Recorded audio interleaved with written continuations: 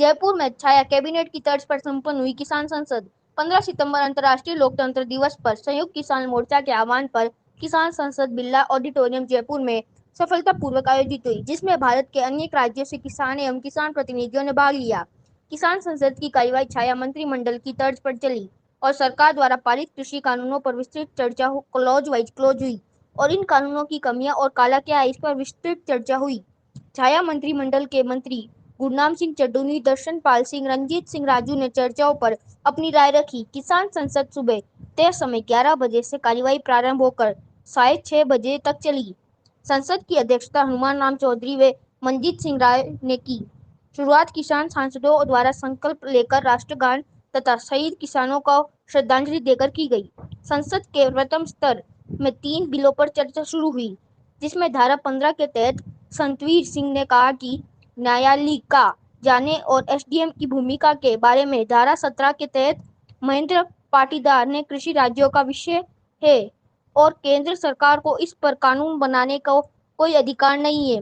देश के अलग अलग हिस्सों से आए किसानों ने अपनी अपनी राय रखी। किसान सांसद पूर्णतः कृषि बिलों एवं कानूनी तथ्यों पर ही बात हुई, किसी भी तरह की राजनीतिक बात नहीं हुई। किसान सांसद के सभी सदस्यों ने कोरोना गाइडलाइन की पालना करते हुए अनुशासित तरीके से संपन्न हुई तथा भोजन अवकाश के तुरंत बाद शून्यकाल का सत्र आयोजित हुआ, जिसमें एमएसपी कानून पर निम्न वक्ताओं ने अपनी अपनी राय रखी। नागौर से भारतीय किसान यूनियन के जिला अध्यक्ष अर्जुन राम लोमरोड ने एमएसपी पर वास्तविक खरीद के बारे में ध्यान आकर्षित किया। रिद्धकरण लोमरोड ने मारवाड़ी में तीनों काले कानूनों की जानकारी दी, जिस पर तालियों की गड़गड़ाहट सदन में गूंजी। प्रदेश सचिव शिवनारायण इनानिया, खीमसर तहसील अध्यक्ष रामूराम गोदारा, आईटी सेल व मीडिया प्रभारी रामपाल ढोलिया, मेड़ता ब्लॉक अध्यक्ष शिवदान राम बापेड़िया, मेहराम धोलिया व जिले के विभिन्न तहसीलों के तहसील अध्यक्ष एवं प्रतिनिधियों ने भाग लिया। नागौर जिले के रिद्धकरण मेघवाल व धर्मेंद्र आचार्य ने किसान संसद की व्यवस्था में महत्वपूर्ण भूमिका अदा की। उससे भी कम। और एक हमारी मीटिंग थी सीएससीपी के चेयरमैन से, हमने उनसे सवाल किया कि आप लागत से भी कम रेट की सिफारिश कर रहे हो, इसका आधार क्या है? उन्होंने कहा जी हमारे कई पॉइंट हैं, महंगाई ना बढ़े, विदेश से क्या भाव आएगा वगैरह वगैरह, कई पॉइंट उन्होंने गिनवा दिए। हमने कहा कि आपका काम है लागत और मूल्य, लागत कितनी आई है और मूल्य कितना देना है।